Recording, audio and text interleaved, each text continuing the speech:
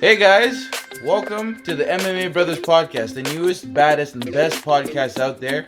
And let's get it going. Hey guys, and welcome back to the MMA Brothers Podcast. My name is Daryl. My name is Asher. And we're talking UFC Fight Night Preview, the Black Beast Derrick Lewis versus the Boa Constrictor Aleksei Oleinik. Let's go. Yeah, so Aleksei Oleinik is back after his victory against Fabricio Verdum. Verdum was looking terrible in that fight, but then he came back and just beat the brakes off Gustafsson in the first round. They beat the brakes off. Well, he really did beat him. Let's go. But yeah, Verdum lost 20 pounds real quick, came in shredded, and just won the first round. But anyways, this is a story for a different day, guys. Today, we're going to cover just the main card of this fight card. And as usual, we start at the bottom of the card and make our way up to the main event. We're going to make this super quick for you guys. Going to be a quick hitter. Yeah, so the first fight on the main card is going to be Beneil Dariush versus Scott Holzman. So he's got the hot sauce, Scott Holzman. Oh, wow, look at that guy. Hot sauce right there. So anyways, Beneil Dariush, he fights at the lightweight division, and he's nasty. Like, I'm surprised he's ranked 14th because I know he's fought a lot of competition. He has taken some L's in his career, but like he's a really, really solid fighter. Like a lot of his fights are ended by TKO. Yeah, his stand-up is ridiculous. Really, really good stand-up. He usually finishes fights by the second or third round. His MMA record is 18-4, and Scott Holzman is at 14-3. Iran versus the US, and there's just 1 inch height advantage for Dariush, and also a 3-inch reach advantage. So as you can see, Dariush wins many different ways. Even though Scott has a higher TKO percentage, I'm likely to think that Dariush is going to get it done because Dariush can take a shot, and he's fought way harder competition than Holtzman has. So in my opinion, I'm going to go with Dariush. You can even see the average fight time is much shorter. Dariush has more ways to win. I'm going with him. What you got? Yeah, I got Dariush. So not much more I could add. Look at the average fight time. Dariush's time is 8 minutes 49 seconds versus 14 and 8. This fight's not making it to a decision. Beneil Dariush is making a stake for the lightweight division. I think he's gonna come out here and TKO him in the first round. That's just my prediction. If you guys are betting, bet on Beneil Dariush. Dariush, the GOAT. Not really, but yeah, he's good. Anyways, so next we got Yana Kunitskaya versus Julia Stolarienko. So yeah, we have number 8, and this is in the bantamweight division. Amanda Nunes, the GOAT, bantamweight and featherweight divisions. But Yana Kunitskaya has an MMA record of 12-5 versus Julia, who has a record of 9-4. Lithuania versus Russia, 5'6", 1 inch height advantage in terms of the Lithuanian, and apparently she has 0 reach. Anyways, Yana and has I think she's a new fighter. She's a new fighter to the bantamweight division. So Yana Kunitskaya, she fought Cyborg, I believe, for the featherweight belt and got beat up in the first round. And Yana lost her last fight against Aspen Ladd. I think it was a TKO in like the 3rd round or something. Aspen's good. So Aspen's a good Aspen Ladd, yeah. And I think she tore her ACL in the same fight. Yeah, she did, like that. and she still fighted. And she still won. Yeah. So no, that was the fight where Kunitskaya didn't kick Aspen in her bad knee because she's like, I don't need to win that way. And Aspen's like, yo, you should kick me in my knee. Like, this is the fight, bro, you know? Yeah, I get it. I respect Kunitskaya. Yeah, I respect it. I guess, yeah, Robert Whittaker could have done the same thing, just continuing to kick it. No, he stopped kicking him after. That's what I'm saying. Yeah, but I don't think he knew. He didn't even know. In the post-fight presser, he's like, oh, I did? Oh. Yeah. True. Anyways, Yana Kunitskaya is definitely the more experienced fighter compared to Julia. Even though the MMA records aren't too far apart, Yana has faced tougher competition. I'm gonna pick Yana because I don't really know too much about Julia. Sorry. Go ahead. I'm gonna go with the upset here. I think Julija is gonna try to make a name for herself. You know, Yana's faced the creme de la creme, Chris Cyborg, of the division, and I just think that if you're a new up and comer into the weight class, you want to make a statement, a la Ben Askren. Don't get punched in the face by Robbie Lawler. But so I just think this fight's gonna go to the ground. I think Julia's just gonna take her down because she's proficient on the ground and on the feet, but not really in submission territory, as we saw with her numbers. I'm gonna go with the Lithuanian getting it done and making a name for herself, and we have a new contender in the women's bantamweight division. I'm sure it's gonna be a good fight. I feel like both of these women are really scrappy, and it should be a good one to watch. Next one. Oh, these boys look very small. Daryl, you can break them down. Not small guys. Wow, they look way smaller in the pre-fight picture. But Miki Pitolo coconut bombs versus Darren the dentist. Oh, that's so waste. This guy, you know why I call him the dentist? Crack your teeth out, bro. And he put them back in after. Darren the dentist Stewart. So USA versus United Kingdom. Mickey Pitolo comes in at 5'10". The dentist comes in at 6 feet tall. MMA Mickey is 12-5. Darren is 11-4. So Mickey's got. I think it's Mackie. Mackie or Mickey Matt, whatever. But I don't know. Like these two records are very similar, right? Yeah. 185, which is the middleweight division. Mm-hmm. Yeah, so 1 inch reach advantage for Mackie. Sorry, Mackie, for calling you the wrong name. The dentist has got those hands. Okay, so the dentist is gonna fix those teeth, bro. 64% KO percentage. Whoa, coconut bombs. Coconut bombs is coming up with 54. I respect it. 23% submission and 23% to decision. What does this mean for people watching? This means it's gonna be a stand-up fight. The dentist is gonna try to clean out his teeth, maybe fix a few cavities. Root canals here and there. Teeth whitening. Mackey's gonna also come in with the heavy hands. Guys, the number one thing Dana White always preaches: be an exciting fighter. And I think these guys know the sauce. You know the remedy. They're gonna come in. They're both hand heavy dudes, and I think there's a reason why this fight is put right before the next fight, because it's gonna be absolute bombs just being thrown in the middleweight division. Those guys have power. I'm gonna go with the dentist. I like that KO percentage. I like the fact that he doesn't go for submissions, meaning he's just gonna throw hands, just you know what I mean? Yeah. He's gonna throw hooks. From a standpoint of who's a more well-rounded fighter, you gotta go with Mackie, because look at he wins by decision and submission, as well as TKO. So if you guys want to make the safe bet, go with Mackie. If you guys want to make some dough, bet on the dentist. I'm betting on the dentist just by his nickname and that KO record. You gotta bet on the dentist, man. You know what I'm saying? And then this next fight, guys, come on. Oh, man. Come on. Yeah. So like I took a dookie that was stronger than Chris Weidman's chin. Like it's just like so now we got Wolverine Omari Akhmedov versus Chris the All-American Weidman. Now this is a lie. I think he has 5 losses. 20-4-1 versus Weidman, who's 14-5. Because he's lost to who?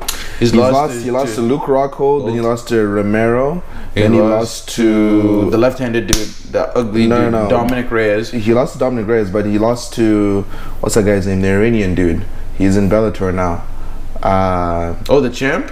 Yeah. The 185. Yeah, I know exactly who you're talking about. I'm forgetting his name. Anyways, I can see his face. I just can't remember his name. That guy he lost to as well, and he lost to Reyes, like you said, and he lost to Jacare. So 5. So yeah, he has five L's, and he has 1 win in between those 5 L's against Kelvin Gastelum. So, anyways, the All-American's back. He's back at 185. I guess maybe Akhmedov used to fight at 170. He's coming up to 185. Wolverine, as they call him Wolverine for a reason. This guy is a tough guy, right? And he's Russian, so his wrestling is gonna be good. And you know, Chris Weidman likes to take his opponents down. You can't bet against the Russian man. The Weidman would definitely be the bigger fighter. And Weidman has a 5-inch reach advantage. If I'm Weidman actually in this fight, I'm probably going to try and keep it on the feet. I know he loves going for takedowns. He's All-American, great wrestler and stuff, but like it's probably not the best idea to go for takedowns against this guy, because again, knees, Russian guy, great wrestler, blah blah blah. Just keep it on the feet. Akhmedov, I know Chris Weidman has been knocked out quite a few times. Just let him. Most of the fight should be on the feet, and then you should go for takedowns. He recently in an interview, he just said, he's like, man, I just really want to get a W. Like, that's all I want right now. So he's not even focusing on anything else. He just needs to get this dub, get his confidence back. And like, all jokes aside, Chris Weidman's a problem. Yeah, he's a very good fighter. All he's of a his problem. Fights, all of his fights that he's had, nothing he doesn't have. Just all of his fights that he's had. It's not even that his chin's weak. He can take a shot. All of the fights that he's had, he's been competitive except the Dominic Reyes one. Now and he just got cracked with the left and he dropped. But every other fight since then, against the Jacares, the Weidmans, he's always winning. And then he just gets caught and just like Yeah, so he's gotten the short end of the stick. Musasi, that's the name that came to my mind. So yeah, against Musasi, all these people has been competitive and he just got caught. So it's not like he has a terrible chin. He can take a punch. So Weidman has more ways to win than Akhmedov, in my opinion. So I'm gonna go with Weidman. Weidman, don't let me down. I know You're gonna be very risk averse. Don't do anything too risky. If you're gonna go for a takedown, make sure your head's in the right position and not get kneed in the head.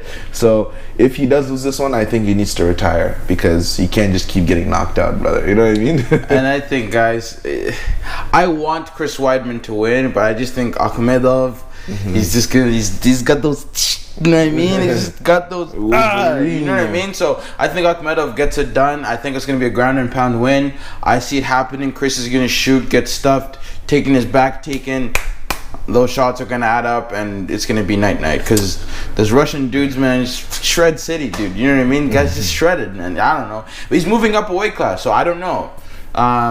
It's going to be very interesting. He's ranked number 11th. I think once Chris gets this dub, he should just leave on a high note, because he's not beating Romero, he's not beating Paulo Costa, Adesanya, Robert Whittaker, Darren Till, maybe he'd beat Darren. But let's go. Now we're gonna move on. The Black Derrick Lewis, the Black Beast versus Aleksei Oleinik, the boa constrictor. I watched his last the UFC fight that they posted on YouTube with him against Maurice Green. Literally, anytime Maurice Green just got touched, like grappled in a sense, all the commentators like, "Oh God, here we go," blah blah blah. They're like, "Dun dun dun." Like, he's different. He's just literally, he lives up to his name, the boa constrictor. He'll choke you out. We will show you his stats later of like his submission wins, or how he wins his fights, I should say. But look at this number right here: 59 wins in his pro career. And this is not amateur. Show his age. I think he's like 42 or something. He's 43. 43.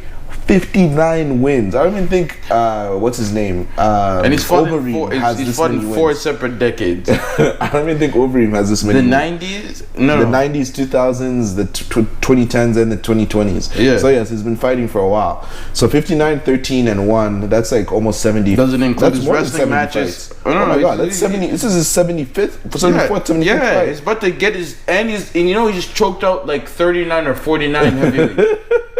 He's got only 13 wins by KO, and then I think he's got like 40 something submissions, and then he's got like a few decision wins. We're talking so much about this guy because this guy is just a walking submission, man. He gets cracked, man. Walt Harris dropped him. So the way this fight's gonna go, it's gonna go. Derrick Lewis is gonna stand there like one of these. He's gonna be waiting, locking and loading. Alexis gonna just throw a leaping over her, go for the takedown. And if the Black Beast doesn't knock him out in the first 2 rounds, you know what I mean? Black Beast record 23-7, and his 7 L's. The guy just gets tired and loses decisions. But you could get cracked like Volkov. Volkov was beating the brakes off of the Black Beast. Then he just got cracked. Reach seems to be the same, just a 1-inch reach advantage for Aleksei, and everybody knows how Black Beast wins. 82% of his fights are by KO, so you best believe if Black Beast touches Alexei's chin, he's going to sleep. Oh yeah, no one can take a shot from Black Beast. No. Yeah, and so this is what we're talking about: submission record. 78% of his wins, or 78% of his wins. There's like 60%, 60 wins, 78% of those. That's like what Darryl said. Over 40% of his wins are by submission. That's a lot of wins. Over 40. Over 40 wins of his are by submission. That's a lot. So anyways, average fight time 6 minutes. Boa constrictors. The guy's a snake. And he can choke you out from on top, the bottom, against the cage. He can literally choke you out standing. Like, He's just grab people from the neck, just choke them out. Yo, this guy's crazy. His grip is just literally, I'm not even joking. He was literally still face to face with the guy. Grappled him, then put him in the choke. He puts his shoulder in your neck, and then he just holding it there, just popping it into your neck. These guys, he almost choked out Verdun too in the fight. I was like, this guy almost choked.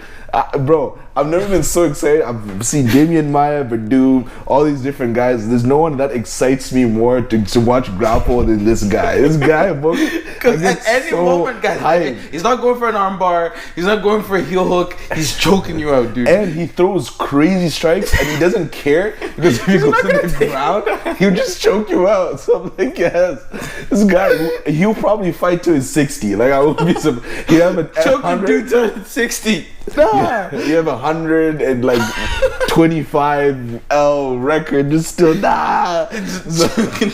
And he's ripped. Have you seen his body? What he looks like? He's like 43. He's an anomaly. He's 43. He's jacked, and he's just still choking guys out. He's 6'2". I thought he was pinched because he looks pinched against the other. Aleksei, man, I'm sorry, I rate you so much. Like, yo, he's the boa, man. Oh my god. Anyways, guys, let us know. I got Aleksei just in case you guys didn't notice. No. Black Beast is gonna get tired. No. I got the Beast, dude. No, Black Beast is gonna get tired. You won't be able to knock out Aleksei. Aleksei take him down. Black Beast doesn't have jiu-jitsu like that. He's going to sleep. Either he's tapping or he's going to sleep. That's just how it is. I gotta go, guys. Against my better judgment, I'm going with the Black Beast. And yeah, Oleinik is ranked what, number 10, I think. So yeah, beats Lewis, or who's number 4. Yeah, but you go up against the Predator. Curtis Blades versus Aleksei. Curtis versus He beat him. Who would beat who? No, Blades already beat Aleksei. Did he? Yeah, I'm pretty sure. Alright, whatever. Blades beat one of them. Yeah, I know Blades beat pretty much everybody except Ngannou and Stipe.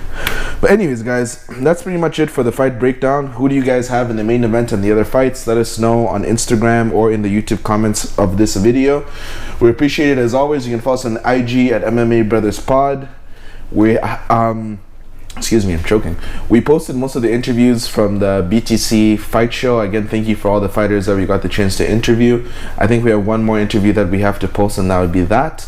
So hopefully we'll be able to continue to do some work with the BTC fight promotions, and I guess we'll just continue to grow and see what happens from there. So anything else? No, guys, we're loving the engagement. We got the most views in our last video, probably thanks to the fighters shouting us out. And then, you know, if you guys like our content, please let us know. Any topics you'd like for us to discuss, please let us know. We love the fan engagement. Once again, like, comment, subscribe. MMA Brothers Pod. I got Black Beast. He's got the boa. Episode 57. Let's get it cracking.